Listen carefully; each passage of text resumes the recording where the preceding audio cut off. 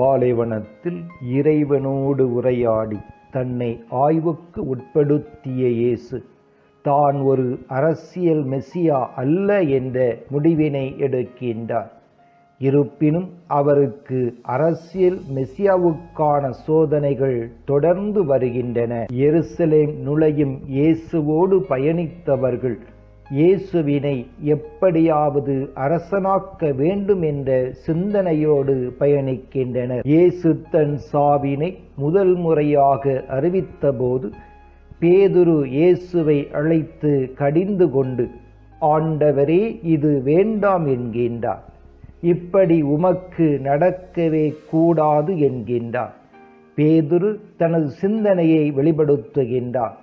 இயேசு அனைவரின் விருப்பப்படி அரசியல் மெசியாவாக இருப்பது நன்று என்று. இயேசுவுக்கு அவரது தீவிரமான பணியின் வெளிப்பாடாக அவரது எதிரிகளிடமிருந்து எதிர்ப்புகளும் தீவிரமாயின. எந்த ஒரு முடிவினையும் இறை வேண்டலில் தீர்மானிக்கும் இயேசு ஜெபிக்க செல்கின்றார். அனுபவங்கள் மனிதனை உருவாக்குகின்றன. இயேசுவுக்கு 3 வகைகளான அனுபவங்கள்: அன்றாட வாழ்க்கை அனுபவம், ஜெப அனுபவம், சிறப்பு இறை அனுபவம். இயேசுவின் வாழ்வில் 3 சிறப்பு இறை அனுபவங்கள் நிகழ்ந்ததாக நற்செய்தியாளர்கள் சொல்கின்றனர். என் அன்பார்ந்த மகன் நீயே என்னும் இறை அழைப்பு அனுபவத்திலிருந்துதான் அவரது பணி வாழ்வு பிறப்பெடுக்கின்றது. இயேசுவை முழு நேர பணியாளராய் மாற்றிய அனுபவம் அது. தந்தையே, உன் கையில் என் உயிரை ஒப்படைக்கின்றேன் எனும் இறுதி அர்ப்பண இறை அனுபவத்துடன் தான் அவர் உயிர் துறந்தார். அப்பா இறைவன் சாவின் சக்திகளை ஒருபோதும் சகித்துக் கொள்பவர் அல்ல. மனித வாழ்வுக்கு எதிரானவையெல்லாம் அவருக்கும் எதிரானவை. விடுதலை கடவுள் என்பதே அவரது இயல்பு. இந்த அப்பாவுக்கு மானிட ஆட்சி மீது நம்பிக்கை இல்லை. மானிட ஆட்சிகள் மனிதரை அடிமைப்படுத்தவே செய்தன. மாற்று ஆட்சி ஒன்று தேவை. அது முழு மனித விடுதலையை அடிப்படையாக கொண்டிருக்க வேண்டும். அப்பாவின் சிந்தனையில் அதுவே இறையாட்சி.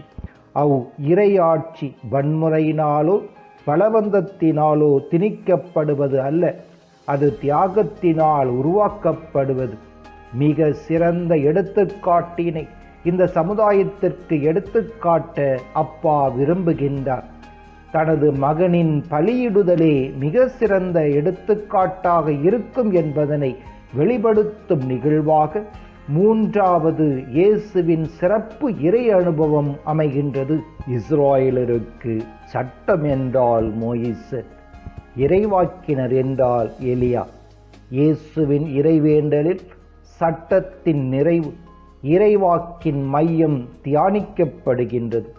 மோயிசனும் எலியாவும் இயேசுவின் மரணம் உயிர்ப்பு பற்றி பேசினார்கள்.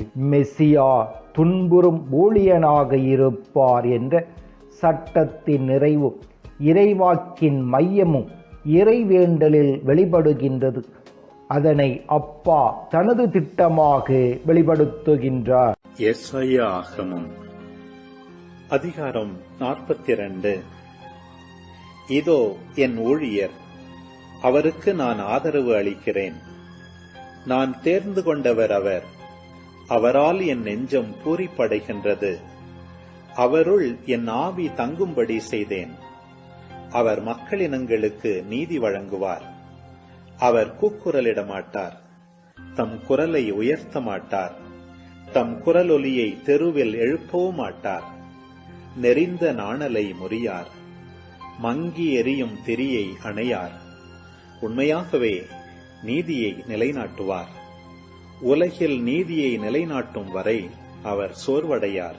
இயேசு ஏற்றுக்கொள்ள இருக்கும் துன்பங்கள் இறைவனால் திட்டமிட்டு கொடுக்கப்பட்டவை என்பது தெளிவாகிறது. அப்பா இறைவனால் தனது திட்டத்திற்காக தேர்ந்து கொள்ளப்பட்ட மகன் இயேசு. அவருக்கு சீடர்கள் செவிமடுக்க வேண்டும் என்கின்றார். சீடர்கள் மலையிலேயே இருக்க ஆசைப்படுகின்றனர். ஆனால் இயேசு மலையிலிருந்து இறங்கி வந்து மக்களோடு இணைகின்றார். சீடர்களை அழைத்து இரண்டாம் முறையாக தீர்க்கமான தனது முடிவினை வெளியிடுகின்றார். மானிட மகன் மக்களின் கையில் ஒப்புவிக்கப்பட வேண்டும் என்று. பொய்கள், போலிகள், அநீதிகள், ஆதிக்கங்களுக்கு அடிமையாக வாழ்வதை விட அவற்றை எதிர்த்து இறைவனின் பிள்ளைகளுக்குரிய சுதந்திரத்துடன் சாவதே மேல் என்ற துணிச்சலை பெறுகின்றார். மக்களின் வாழ்வுக்காக தாமே அதனை ஏற்க தயாரானார். மக்களின் விடுதலைக்காக தன்னை பலியிடுவதே சிறந்தது என்பதனை உணர்ந்து துன்புறும் மெசியாவாக, துன்புறும் ஊழியனாக தன்னை பலியாக்கி மாற்று சமூகம் படைத்திட புறப்படுகின்றார் இயேசு.